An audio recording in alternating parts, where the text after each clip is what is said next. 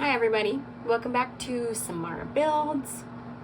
I'm building a better life. Today I'm going to talk about another heavy topic. This one's a little bit easier for me to talk about than other things I've talked about in previous videos.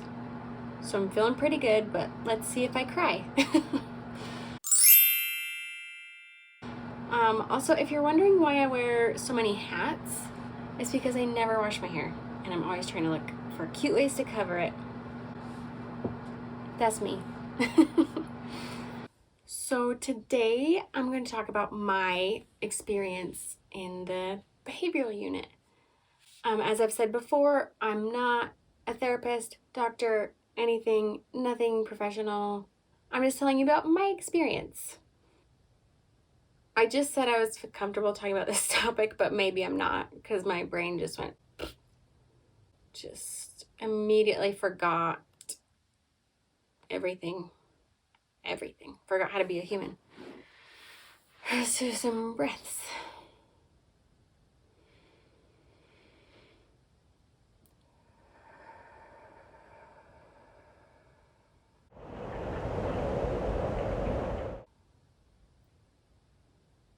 Okay, hi. Okay, so I have been to the behavioral unit twice, two different ones, only in Utah. And so I recognize that my experience is extremely limited. But once again, I'm just talking about my experience, and everybody's experience with being hospitalized, especially for mental health, is completely different one from the other. This is just my story. So my first hospitalization was when I was 20. Yep, I was 20 years old. And I had my first suicide attempt. And I don't want to go to the details of that, of what leading up to my hospitalization. Maybe at another point I can. Right now I don't know that would be helpful to me or to anybody. But yeah, I attempted suicide and I went to the hospital. I was so ashamed for so many reasons. But when the social worker or whoever it was came in and said okay, we're thinking we need to book you for a few nights, I started crying. I mean, I already was crying, but I cried more. And it was a really big deal because I had no idea what to expect. Also, I was so depressed that I was out of it. I wasn't obviously I wasn't in a good headspace, but that night is kind of foggy, to be honest, of checking in and everything because I was so out of it. And I wasn't drugged or anything. I was really checked out because I was so depressed. But I had some family members who were there for part of that process of getting me checked in. I think. See, I don't even remember. Maybe I was alone. But they at least visited me when I was in the ER. And it was an interesting experience. While I was there, I couldn't have an underwire bra. So I didn't have a bra for a couple of days. And you just wear hospital garments, not your own clothes. You can't have laces on your shoes. You can't have anything that could potentially harm yourself or others. And they would check in at different points throughout the day to ask if I could commit to the safety of myself and others for the next hour or however long it was. They would even check in the middle of the night. Can you commit to the safety of yourself and others? And it was such an odd experience. I know for some people it's really negative when they go to the behavioral unit. For me, it was not. There were some things that were potentially scarring, and so much of it just felt so surreal, but at the same time not real at all. I was in there with other people who were struggling with their mental health, and some people were struggling in a very different way than me, like schizophrenia, or this one guy kept trying to eat non-food items. I wasn't sure what was going on there. And then some people were like, just really not in the same reality as me. And I remember thinking, like, I just really don't want to live. Like, I don't know that I should be in the same place as like these people because I felt so different from them, which was odd. Yeah, I still don't know quite how to feel about that aspect. Just like lumping all mental health together. Like, they don't do that with other words. Like, it's not like the same person with lung cancer is next to somebody who just had a colonoscopy, who's next to somebody with a broken leg. I mean, in the ER they are, but I mean, like, in the different wards. But anyways, I'm going off track here. There was a nurse when I was there. I think his name was Cliff or something. I should remember his name. I'm so bad at names. But he was so nice and like talked to me like a human and not like a child who was hurt. And he told me how he like had been depressed and suicidal before, and he went skydiving or bungee jumping. He went bungee jumping, and like he kept telling me how, like, believe it or not, like, life is worth living and you're gonna find things that are gonna make you want to be alive and feel alive again. And I was just like, I don't think so. Like, I really like you and your vibe, and I don't think you're lying to me, but I don't think so, buddy. Obviously I was wrong. And that's, why I have this channel, because I made it past that. And if I can do it, you can do it. Because I truly felt like it was impossible at that point. I was like, buckaroo, I'm never gonna not be depressed and suicidal. Like, you don't know my life. You don't know how I feel.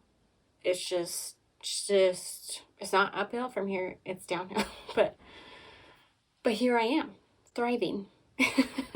Yeah, I had, family members visit and bring, treats and things. And that was really nice. And I got put on medications.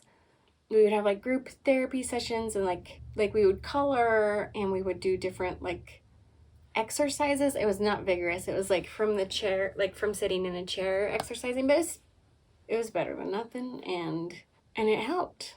It was a weird experience.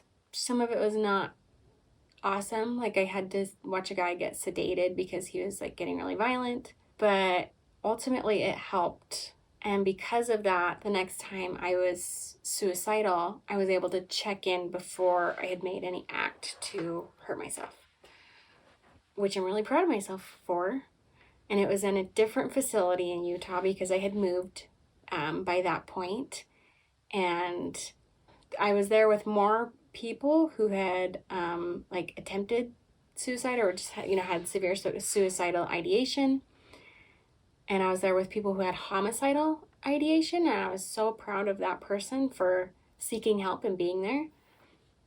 And that one, I think just because there were more people who were suffering with like what I was, like depression, suicide, it felt like a sad camp. Because like, one thing I really liked about the behavioral units is that there are other people who just understand what you're going through, which is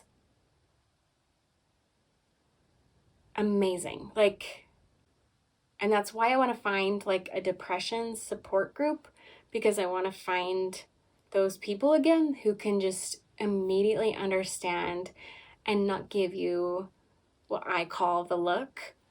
And the look is when I tell someone that I have, had depression, suicidal thoughts and actions, been hospitalized, people who can't understand just give me a look of like a mix of pity and confusion and sadness and overwhelm. Where if I say that to somebody who's been through it, like, you just are like, oh, like, we both understand each other. And that's a really powerful thing, like, really powerful. Like I said, I'm trying to find a support group for depression so that I can find that connection again. I'm even considering starting my own support group, but I'm even afraid to say that because I don't know how to do that. I don't know what to do. But I feel like it's a need because I've found a ton of support groups for people who have lost someone to suicide. And I'm so glad they have those. Those are obviously needed and so important to have such a traumatic loss. But where are the support groups for people who feel that way? Because I just feel like that's a need. It's hard to find. So yeah. Again, I'm getting lost. I'm going down a different tangent here. But yeah, that next experience, I made some connections with people that like we're still friends on Facebook, and we still kind of like check in on each other every now and then. And there was one connection I made that was just particularly special, and she since has passed away due to like an illness that she had. It wasn't suicide, so I'm really proud of her for um,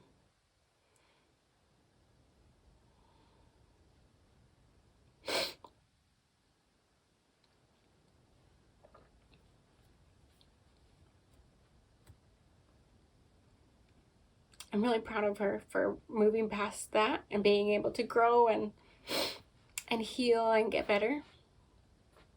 And I feel that way about all the people I was in there with. Like I said, I still keep in contact with them a bit, and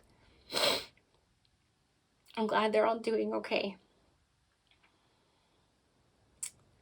What a special gift I was given to be able to connect with people who understood my pain and could see past it and still like me and love me. And what a beautiful gift.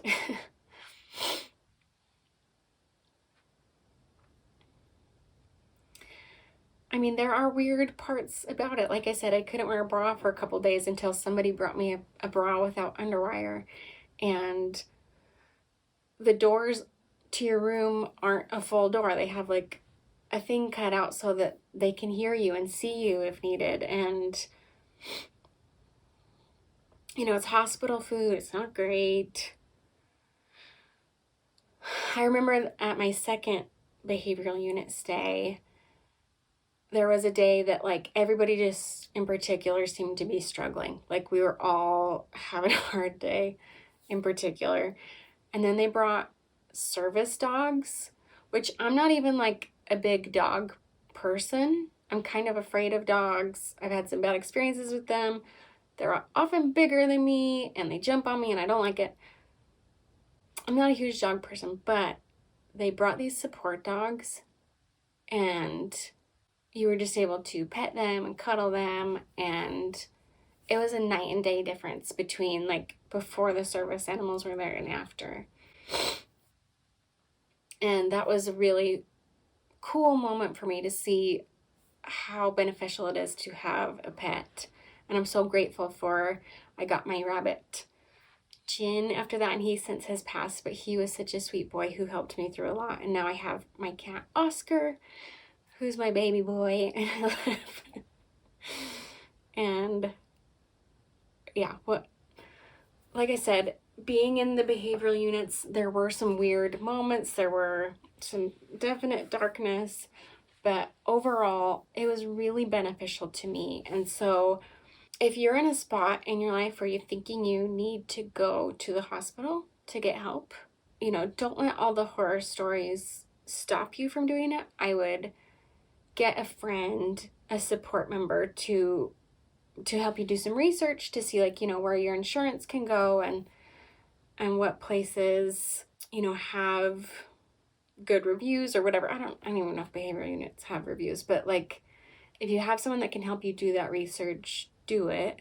But it was beneficial for me. And to be honest, sometimes I want to go back because it's a break from reality where you just focus on healing, and that's hard to come by.